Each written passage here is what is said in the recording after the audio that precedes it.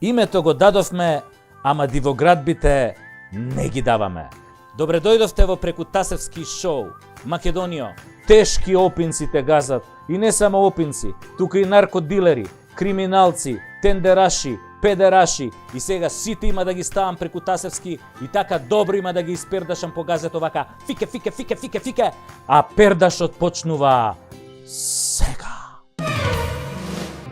Да ви каже сега дедо, ја знаете онаа познатата реченица од сите приказни за мали деца, кога на крајот се вели и така принцот и принцезата си живеа среќно до крајот на животот.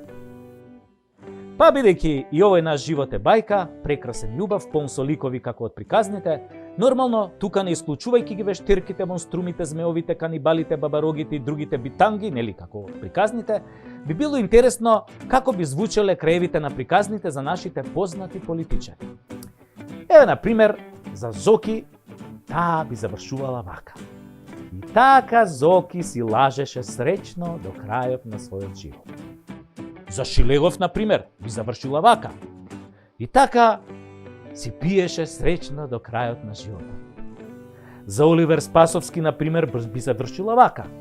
И така Оливер среќно си издаваше пасоши на наркодилери до крајот на животот.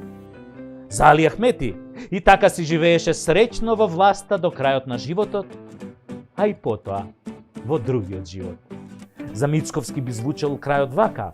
И така си калкулираше среќно до крајот на својот живот. За Зијадин Села, и така си дремеше во опозиција среќно до крајот на животот. За Пендаровски, и така љубави наш се одсели и живееше среќно до крајот на својот живот, иако беше бивши председател, но беше среќен зашто чуваше стока. За Апасиев, и така среќно се возеше во Алфа Ромео до крајот на животот и бесеше и стрелаше като Робеспиер. За една амбасада вака би завршила приказната.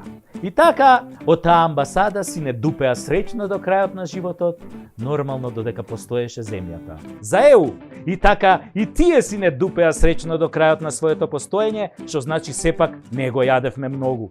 За Бугарија, и така мислеа бугарите дека не дупат среќно, додека не остана ниеден бугарин, зашто ние ги фативме на кондиција. И за македонците, и така си се дупевме среќно у мозок и на други места едни на други, додека од газ не ни влезе во глава, ама тогаш беше доцна, немаше ништо на земјата, астероидот само што беше мавнал и не остана ништо. И еве една позитивна за крај. За македонската фудбалска репрезентација, бајката би завршила вака.